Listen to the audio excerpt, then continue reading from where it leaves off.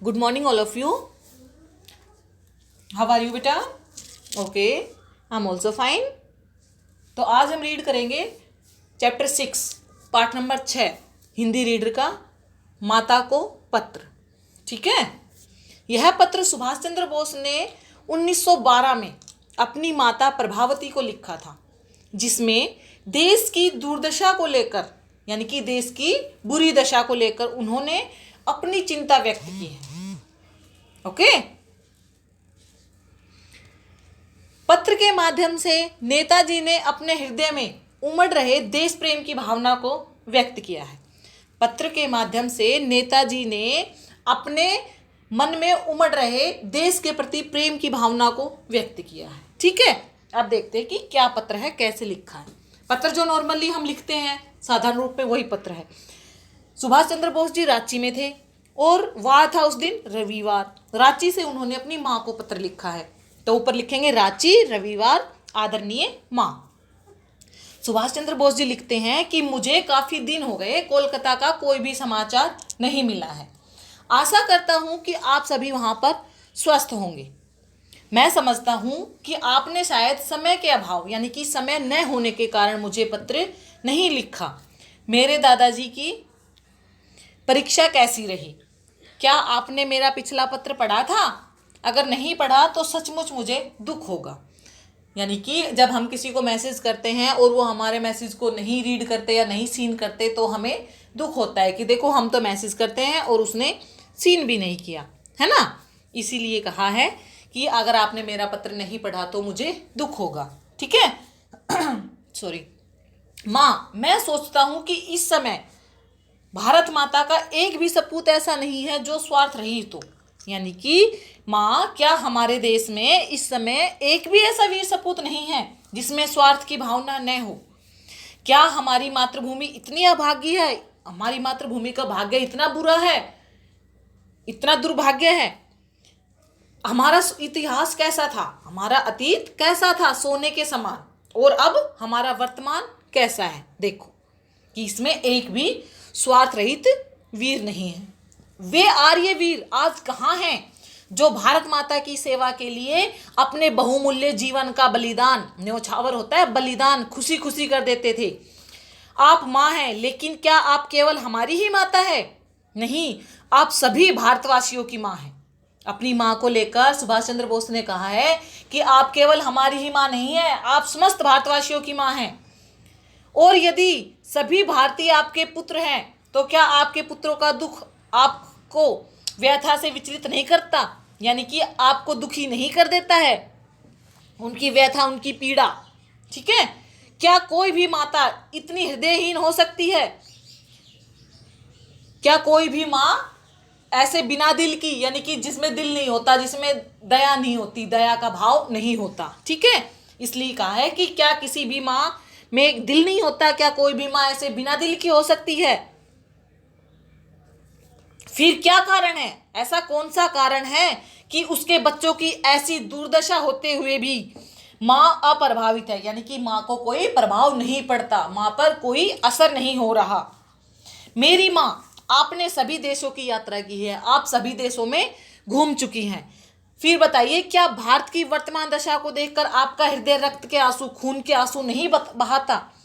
अपनी माँ से कहता है कि माँ, आपने बहुत से देशों की यात्रा की है, फिर क्या भारत देश की, इस देश की इस हालत को, इस दशा को देखकर आपकी आंखें खून के आंसू नहीं रोती?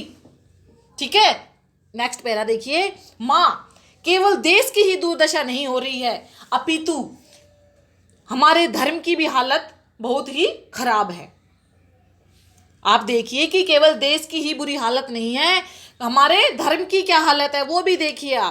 आप उन आर्यों के बारे में सोचिए जिन्होंने इस देश की शोभा बढ़ाई थी, और उनसे पैदा वंशज, उनके वंशज। आप देखें कि किस प्रकार नास्तिकता, धर्म में विश्वास न रखने वाले, श्रद्धाहीनता, जिनमें श्रद्धा की भावना नहीं है, और अंधविश्वास का बोलबाला है। धर्म की हालत इतनी खराब हो गई है कि लोगों में भगवान के प्रति विश्वास नहीं है, श्रद्धा की भावना नहीं है, और उनमें अंधविश्वास का, यानी कि वो भूत प्रेत और ये बाहरी आडंबरों पर विश्वास करने लगे हैं। इसी कारण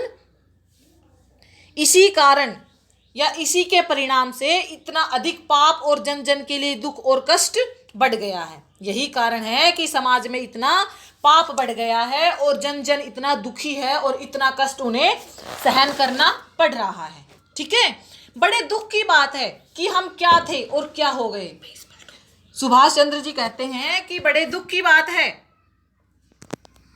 सुभाष चंद्र जी क्या कह रहे हैं कि बड़े दुख की बात है कि हम पहले क्या थे, हमारा अतीत, हमारा इतिहास क्या था और अब वर्तमान कैसा हो गया है, हमारा धर्म कहां से कहां पहुंच गया है। माँ, इन बातों को सोचकर आपको बेचैनी नहीं होती? क्या आपके हृदय में, आपके मन में दुख नहीं होता, यानी कि पीड़ा से हाहाकार, बहुत अधिक दुख होना? क्या हमारा देश दिनों दिन और अधिक पतन के गर्त में गिरता जाएगा? क्या हमारा देश ऐसे ही और अधिक पतन के हाथों में चला जाएगा, यानी कि हमारे देश का ऐसे ही पतन होता जाएगा? क्या दुखिया भारत माता का कोई एक भी पुत्र नहीं है जो पूरी तरह से अपने को तिलांजलि देकर अपना संपूर्ण जीवन माँ की सेवा में समर्पित कर दे? सुभाष चंद्र बोस जी कहते हैं कि पूरे भारत देश में हमारी भारत माता का क्या एक भी ऐसा पुत्र नहीं है जो अपने देश के लिए अपना बलिदान दे सके, अपनी भारत माता की सेवा में अपने आप को समर्पित कर सके, यानी कि अपना बलिदान कर सके। ठीक है, हमें मनुष्य जीवन मिला है।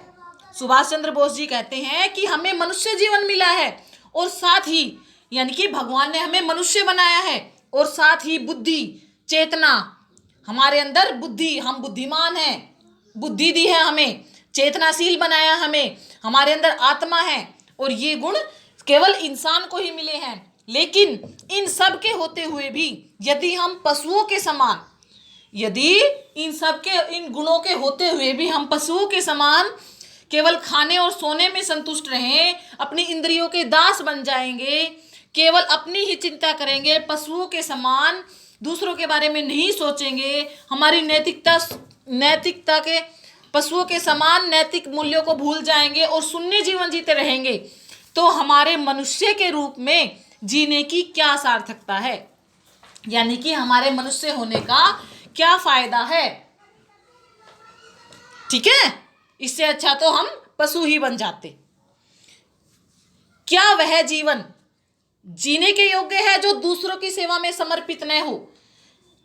सुभाष चंद्र बोस जी कहते हैं कि वो जीवन जीने के योग्य है जिसका दूसरों को कोई फायदा ही नहीं हो, जिसमें हम दूसरों की भलाई न कर पाए।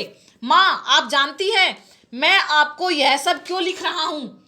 आप ही कहें, ये सब बातें मैं किससे करूँ? आप बताइए कि ये सब बात मैं किसके साथ शेयर करूँ, किससे करूँ ये बातें? कौन मेरी बातें सुनेगा? कौन है जो मेरी बातें सुनेगा? कौन इसे गंभीर मानेगा, यानी कि कौन इसे सीरियसली सुनेगा? कौन सुनेगा?